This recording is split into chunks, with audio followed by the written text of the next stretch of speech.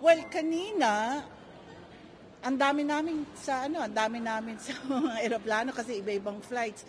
Actually, kahapon may mga dumating na katulad ng ating mga ibang vloggers at yung mga ibang ating mga leaders, no?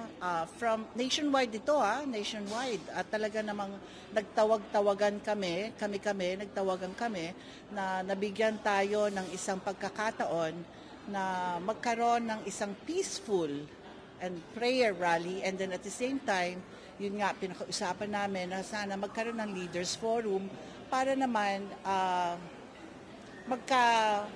magkausap-usap at para malaman namin kung anong direksyon ng ating bansa.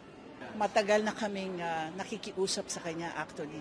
Talagang matagal na kaming nung medyo nagkakaumpisa na magmula pa nung agri-smuggling, no, na nangyayari sa mga sibuyas at tumataas sa mga presyo, bigas at kung ano-ano pa.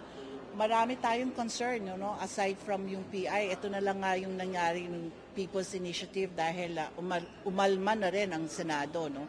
Pero marami pang mga pangyayari even before this, bago itong mga nangyaring to. At saka yung yung people's yung ating freedom of speech and expression.